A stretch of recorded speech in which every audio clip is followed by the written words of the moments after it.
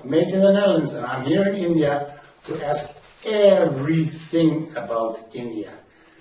Because the Dutch have no shame to ask everything, so that's why we call it Through Foreign Eyes. Today I have Mr. Asif, the Director and President of IETO in India, and I want to talk to him about liberalism, because I see as a big democratic unity as India is, there is a very low percentage of people that think liberal. And liberal is, let's say in Western Europe, one of the main political movements in the society. So, what I really want, Mr. Asif, welcome. Thank you, Mr. Henry. My question to you is, in the first thing, because I read the newspapers and I have a big question, why should the government not be in business? Well, the prime objective of a government is the government's business is not to do business. They are supposed to be governing. They are supposed to be, making laws, amendments, make an effective mechanism so that organizations can run, and that is their major focus. And once they divert from that particular focus into doing businesses where their time and resources are spent, then there is absolutely a big problem here. So therefore, we have had so many PSUs. The public sector units, what I call, almost as many as 43 central PSUs, including Air India and BSNL. They have incurred losses continuously for the last 3 years, and as per the Parliament records. And the major reasons for these losses, they are because of the resource crunch, low capacity utilization, stiff competition, weak marketing skills, mismanagement. So all these things have contributed to the failure of the PSUs here. And as per the information available in the Public Enterprises Survey in 2015 and 16, 43 PSUs, the public sector units, have incurred losses continuously over the past 3 years. So the point is that these government organizations are making losses at the cost of the exchequer. British India Corporation, Hindustan Antibiotics, HFT watches. Government is selling watches, right? The government is doing Indian drugs, and pharmaceuticals is doing drugs. The government is manufacturing paper. Government is manufacturing electronic items, and all of them are failed. They are all failed companies and failed enterprises today. Nobody uses those. Especially the Air India is a perfect example of that. Is there a certain reason that the government does things like this? Let's say, are there no companies who can do those things? Are they maybe just dominant, or are there other reasons why they go into, let's say, sit on somebody else's chair while they know that they have to be in government? No, the PSUs that are here, mostly these are political appointees who become chairmen, who become heads of these public sector units. So there's a lot of understanding involved between the governments that run the PSUs, and the directors are the people who are sitting on the board of these PSUs. And also the fact is that these companies, these PSUs are failing because of the fact that these policies, the government had policies in 2012. For 20 years, there was a Congress government that said that 20,000 crores or 32,000 crores should be infused into the revival of Air India, but that has not happened.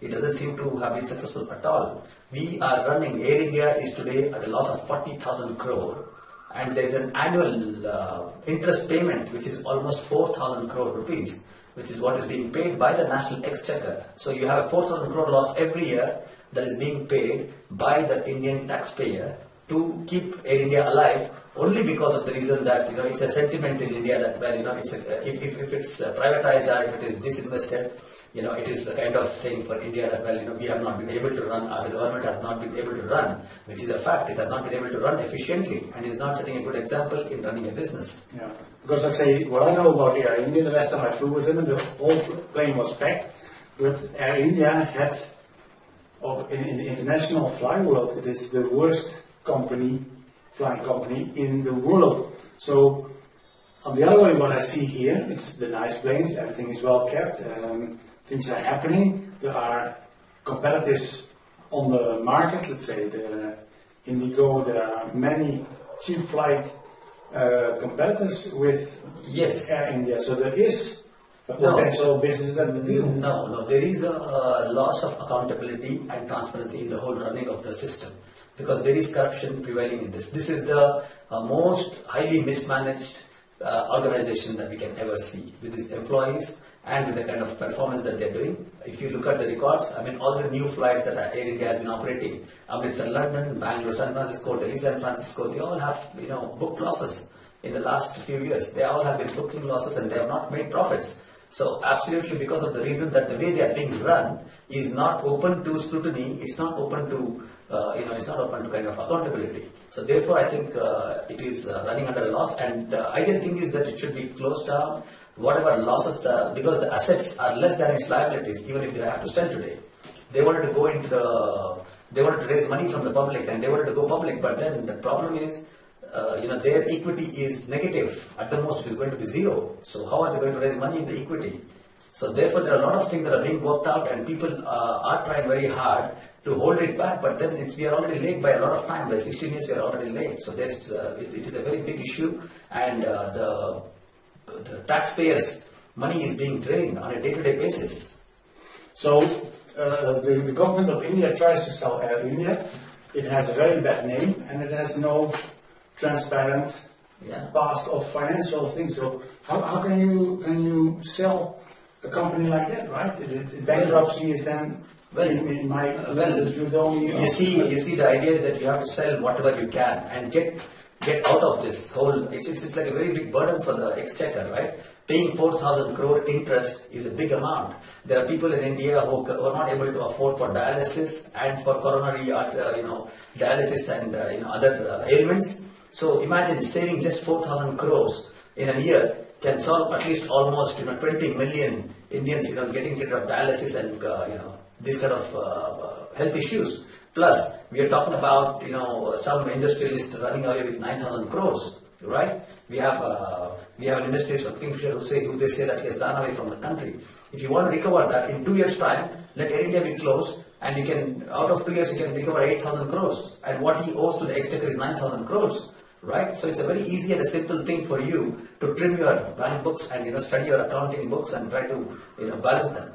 So it looks like that, let's say, just that a student of a university can see the problems already, that the normal standard bookkeeping, income, outgoing costs, everything like that. It is on a very basic level that is not being kept. Well, today the public and the people of this country have an advantage of technology. You have technology today. You have the data system, all the research reports of performances and the operations, the accounting books, the CAG is there that is looking at it regularly. Apart from that, the people of this country, there are foreign research companies, foreign marketing companies and consulting firms that have done homework and have studied the way accounting systems are working. So even a small normal accounting student, it is very easy for him to go through this and understand that it's the most easiest solution that can be derived by the government to settle this kind of problem. So it is very simple and very easy for the youth of this country to understand the problems and to sort them out.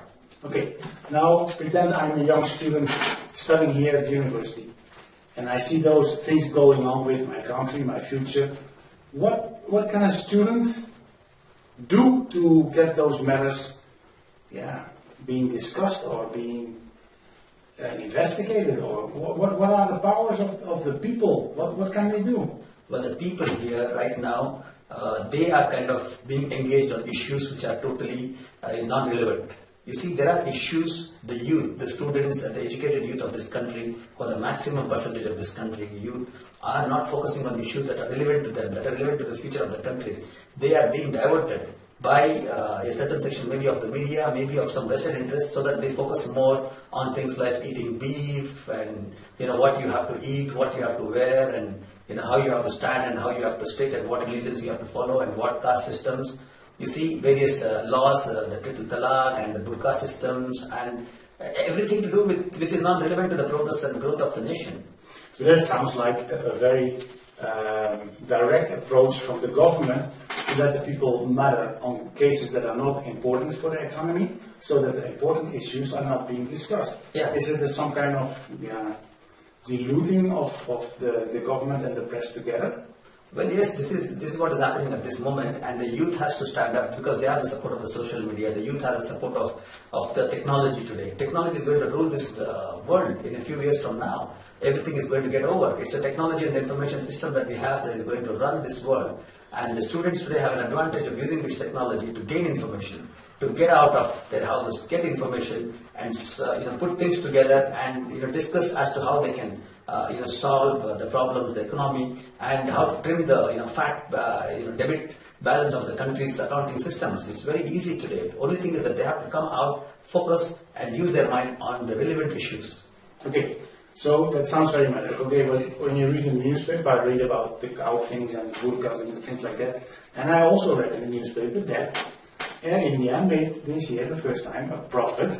So what you are saying is now in contradiction with what is in the newspaper. No. Let me explain to you, Mr. Henrik, the profit that they made of 100 crores is a small operating profit because the price of the fuel went down. It is not the profit made by Air India. It is because the rates of the jet fuel was down. However, still the loss was there. It was 3,900 crores, close to that much. Instead of 4,000 crores, we are just. It's a very small thing. So it's actually a loss. And it's not a reason for Air India to continue just because it made a small profit due to the reason that the prices of jet fuel were down. So, So in a way, what you're saying is that what I read in the newspaper, that is a very small part of the whole story. Yes. And that's been highlighted, and that is to keep people away from the truth. truth. Right? Yeah, this is what it looks Because like. how can a whole community of 1.2 billion people not respond at all? Well, that's the point. People need to gather. The momentum has to be gathered. More and more, majority of them have to start talking about relevant issues. They have to talk about issues like this. They have to stop government from spending the exchequer's money, and they have to ensure that they focus on the right issues. So right now, there are not the right issues. You're happy about stopping red beacon lights. You're happy about you're happy about very small things. Building toilets and But that's not what is needed today. You need to trim your balance sheets and start saving more money so that more money is made for the country and that more money could be used for deployment in the right places and for the right purpose. And that's very nice what you said about the toilets, because that's what I read in the newspaper, that the flight from Delhi to America, from the 12 toilets that were on board, only 4 were still working, the other 8 were out of order. Right. Air India got a fine, but that is $80,000 for a fine that they don't check everything. But these are the small matters that are being highlighted about covering up the whole big problem. Right. Are there more companies, let's say like Air India, that are being, let's say... Well, like I told you, there are 43 PSUs in India which are running under losses today, and big time losses where the whole country's burden is being taken over by these companies. And it's completely a big loss for the exchequer today. For example, let's say Hindustan Paper Mills in Assam is a government-run paper mills. And there, recently there has been an inquiry by the CBI because the order for tenders that have been given to a certain vendor, he's been quoting 30% more on the bamboo, the cost of the bamboo, right? Which is an integral part of manufacturing paper. So there is a corruption system which is being very nicely organized and which is being, initiated and facilitated so that people can make this kind of money in a corrupt system like this. So if there is a government organization making paper and then they have to give 30% more cost to the purchase of bamboo, so this is a big scam happening. So there are different areas having some kind of a personal interest in all areas, and that is why the PSUs have no accountability. There's absolutely no transparency in running of the PSUs. All the PSUs have to be disinvested, and the funds have to be deployed for providing healthcare, for providing right education and the highest quality of education, provide funds, more funds for the police to run, for the judiciary to run.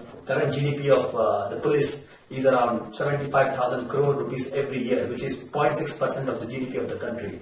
Now we want to see that it is increased to double, make it 150,000 crores per year, so that it becomes a 1.2% GDP of the country's economy, and the police force has to be paid well, maybe double than what they are being paid now, so they can be a great system.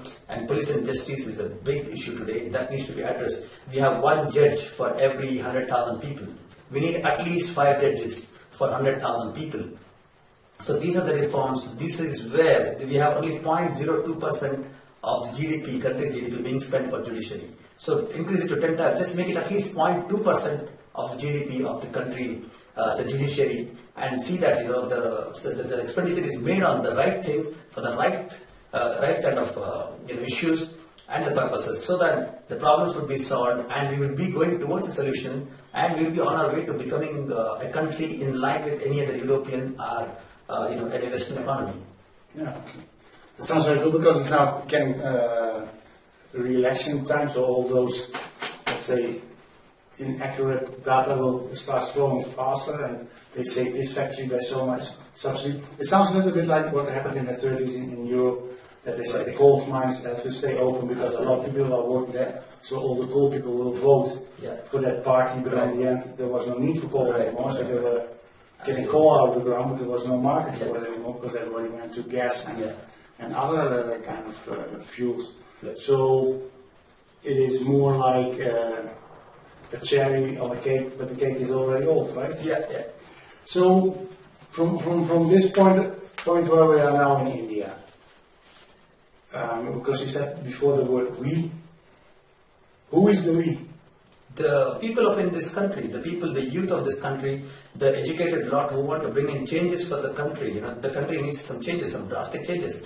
We are running on oxygen right now. You see, people are, feeling that they are very healthy at running, but the fact is that we are on oxygen. We have so much of, the foreign debts that we have from different countries. Our systems, our PSUs are, a big burden on our country right now, and the governance at the basic level has to be tweaked and altered, so that the systems can run more effectively. More accountability needs to be brought into the system. We have government officers, who work inefficiently. There is absolutely no accountability. There's absolutely no transparency. So they just continue working, because whether you perform or not, you are in the system, you are in the job. And then after the job, getting the job, you get a lot of perks, benefits, and then after the job, you get a pension, even without working. So this is the most convenient and the laziest way of, running a government by such kind of officials. They must be changed. There should be contract systems like how we have in the West. They must be completely accountable. They must be taken to task. Pay them well, pay them double or triple than what you're paying them now. But then we need to have an efficient system, because the system needs to change for the country to change. Yeah. So to choose for quality instead of yes, quantity. Yeah. Quantity is nothing, but we need to go for quality. Yeah. That's a big issue today, and we need to improve on the quality. So let's say now, to go back a little bit to Air India. What do you think is the solution for Air India to make a point to the people? Let's say, how can you make an example out of this? Because it's costing so much money. There's so much money being lost. Well, now the Air India, the only solution is that Air India has to be disinvested. It has to be privatized. All the employees have to be sacked, and so the whole airline needs, because it is the most efficiently mismanaged, corrupted organization that we can have. So therefore, this has to be given to some private entity, and some condition to be laid for the private agency or a company that takes over Air India to start flying for, say, non-viable routes. There are so many routes in India. It's such a big country. There are so many non-viable routes, and the private organization or airline that can take over should be given some kind of incentives to see that they can get into a profit. And the government should first have an intent of giving it up, and this government should really take a stand in doing something, because this would be a real big achievement, because they will be saving 4,000 crores as a payment of interest of the exchequer's money.